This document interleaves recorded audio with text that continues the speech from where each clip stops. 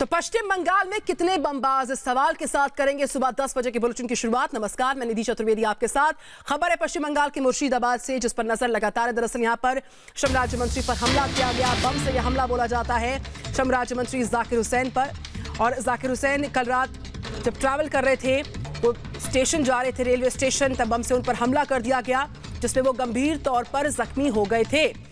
हमलावर कौन है, कहां से आए हैं, किस मंशा से ये पूरा हमला बोला गया, ये सवाल भी जस का तस कायम है। इसलिए हमने कहा कि कौन है ये बमबाज, और अब इस पूरे मामले की जांच की भी जानकारी मिल रही है। बहरहाल यहां पर स्थिति जो है उसका भी अपडेट हम लेंगे। तस्वीरें आपके सामने हैं जब राज्य मंत्री पर बम से हमला बोला गया।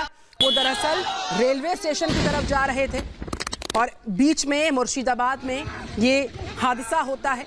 निशाना बनाया गया उनको, अज्ञात हमलावर आए, देसी बम से हमला बोला, जिसमें गंभीर तौर पर श्रम राज्य मंत्री जाकिर हुसैन जख्मी हो गए हैं, अस्पताल में भर्ती हैं।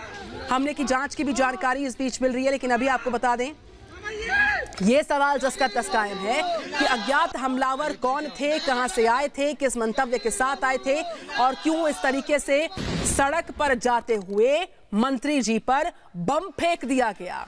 जाकिर हुसैन पर बम से हमला हुआ, बमबाजी हुई है। मुर्शिदाबाद पश्चिम बंगाल की तस्वीरें आपके सामने हैं। सवाल यही लगातार हम पूछ रहे हैं कि कौन है ये बमबाज। दो बड़ी तस्वीरें, और ममता राज में आखिर कितने हैं और बमबाज। ये कोई पहला मामला नहीं है, इस तरह के कई मामले लगातार सामने आते रहे। एक खास रिपोर्ट पर डालिए नजर।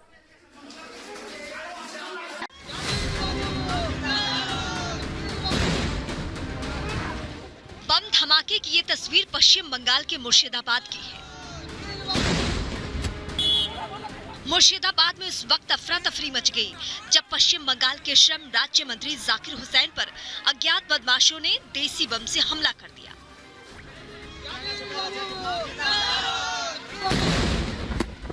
ये हमला इतना घातक था कि जाकिर हुसैन की कार बुरी तरीके से क्षतिग्रस्त हो गई। इन तस्वीरों को देखकर आप अंदाजा लगा सकते हैं कि हमला कितना जोरदार था।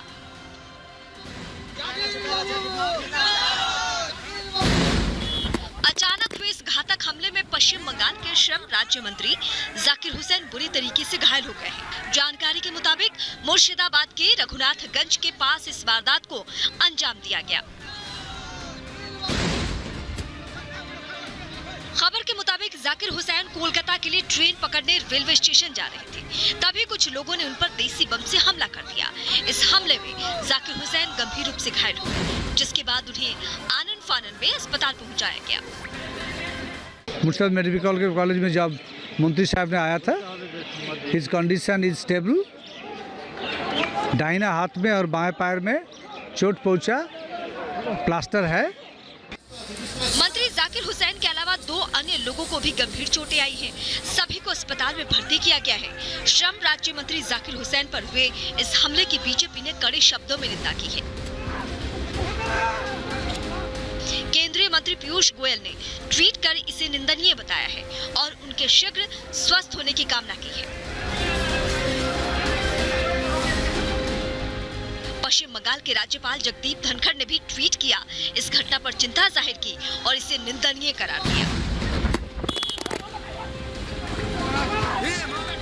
इधर घटना के तुरंत बाद इलाके में सुरक्षा बढ़ा दी गई है और हमलावरों की तलाश जारी है। Bureau report, Republic Bharat. तो पश्चिम बंगाल में कितने हैं बमबाज, ये बड़ा सवाल जस का तस कायम है। इसके जवाब को ढूंढने की कोशिश भी जारी है। हम पश्चिम बंगाल का रुख करते हैं, कोलकाता में जाऊंगी, वहां से अनिर्बान को मैं देख पा रही हूं। अनिर्बान हमारे साथ हैं, साथ ही साथ हमारे एक और सहयोगी शुभांशु भी हैं, साथ ही साथ दक्षिण 24 परगना से श्वेता श्रीवास्तव मेरी सहयोगी मैं देख पा रही हूँ। श्वेता, मैं आपके पास भी आऊंगी, शुभांशु आपके पास भी आऊंगी, लेकिन पहले मैं अनिर्बान के पास जाती हूँ। अनिर्बान, लोकतंत्र में ऐसी हिंसा की, ऐसी गतिविधि की कहीं कोई जगह नहीं है। ये और ऐसा हर घटनाक्रम बेहद दुर्भाग्यपूर्ण। आखिर चुनावों से पहले कितना रक्त चरित्र देखेगा पश्चिम बंगाल? अनिर्बान। यही तो सबसे बड़ा सवाल है निधि। लोकतंत्र से जैसे आपने बताया, लोकतंत्र में ऐसी हिंसा की कोई जगह ही नहीं है, लेकिन पश्चिम बंगाल ही एक राज्य अभी बचा हुआ है पूरे देश में जहां पे हर एक इलेक्शन में, चाहे वो कोई जिला परिषद का इलेक्शन हो, चाहे कोई म्यूनिसिपैलिटी का इलेक्शन हो, चाहे वह असेंबली या लोकसभा का भी इलेक्शन हो, कोई भी इलेक्शन में पश्चिम बंगाल में रक्त दिखना, ये तो एकदम मतलब जैसे लोगों का प्रैक्टिस बन गया है और लोग भी इस आदत से मतलब आदतवर बन चुके हैं। पश्चिम बंगाल में जब भी कोई इलेक्शन आता है तब भी अपनी जो मतभेद है, पॉलिटिकल जो मतभेद है, राजनीतिक जो मतभेद है, वो जाके आखिर में राजनीतिक हिंसा का रूप लेता है। और उसके सबसे खराब नमूना जो है, जो हम बोल सकते हैं, जो हम कह सकते हैं कि जाकिर हुसैन के इस मामले में हमको दिख रहा है। नीमतिता स्टेशन में जब वो ट्रेन पकड़ने वाले थे कलकत्ता के लिए, तब पिछले कल रात में जो हुआ है उसको देख के पूरे देश को मतलब पूरा देश एकदम चौंक गया है। पूरे देश को मतलब बोलती बंद होने की एक जगह पे पहुंच गई है कि ऐसा भी कोई जगह हो सकता है लोकतंत्र में जहां पे कोई भी किसी भी मतभेद, चाहे वो अंदरूनी मामला हो दल के अंदर, चाहे वो किसी दूसरे दल के द्वारा किया गया हमले की घटना हो, इसकी अभी जांच पड़ताल हो रही है। सीआईडी इस जांच का अभी तक इसका दायित्व ले चुका है, लेकिन कोई भी नतीजा निकला है, कोई भी नतीजा निकला है, अंदरूनी मामला हो या कोई दूसरे राजनीतिक दल से या पार्टी से यह हमला किया गया हो, लेकिन ऐसा कोई जगह लोकतंत्र में हो सकता है, यही तो किसी को मतलब विश्वास नहीं हो रहा है। पश्चिम बंगाल की राजनीति का जो चरित्र बन चुका है, अभी तक कांग्रेस, सीपीएम, डीएमसी मतलब लेफ्ट वाले, टीएमसी और बीजेपी से भी इस हमले का कड़ी से कड़ी भाषा में निंदा की गई है। और सब बिल्कुल अनिर्बान, मैं लौटूंगी आपके पास। मंत्री जी की स्थिति कैसी है उसकी भी अपडेट ले लेते हैं। शुभाशीष मेरे साथ हैं, कोलकाता से ये भी लाइव रिपोर्ट कर रहे हैं। शुभाशीष, जानकारी ये साझा करें कि श्रम राज्य मंत्री जाकिर हुसैन साहब की मौजूदा स्थिति कैसी है, इसका अपडेट दीजिए। साथ ही साथ 2 और लोग जख्मी हुए हैं, उनकी स्थिति कैसी है, इसका भी अपडेट शुभाशीष से।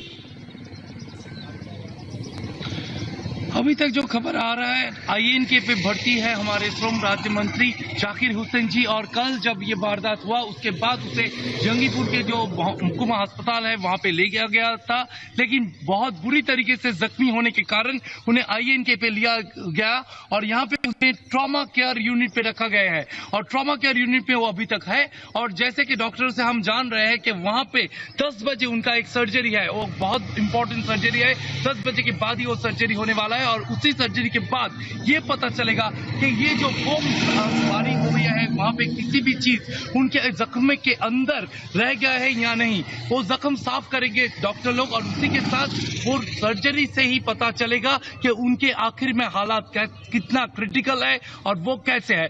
आप जिनके बारे में पूछ रहे थे, उनके जो संगी थे, दो और जन थे, वो भी बहुत क्रिटिकल है, उन्हें भी कलकत्ता लाया गया है। और भी 13 जन जो कल ये बोमाबारी में आहत हुए हैं, वो उन्हीं लोगों को कलकत्ता लिया जा रहा है और यहाँ लेके आके उनके भी ट्रीटमेंट किया जा रहा है। तो ये पता चलता है कि 15 लोग जहाँ घायल होते हैं पूरी तरीके से, वो बोमाबारी बहुत बड़ी तरीके से किया गया है और ये बहुत बड़ा साजिश है। बिल्कुल शुभाशीष और अनिर्बान, जैसे कोई बड़ी अपडेट आती है मैं फिर से लौटूंगी आपके पास। एक और बड़ी खबर है पश्चिम बंगाल की जिस पर नजर रहने वाली, इसलिए श्वेता का रुख हम तुरंत करेंगे। दक्षिण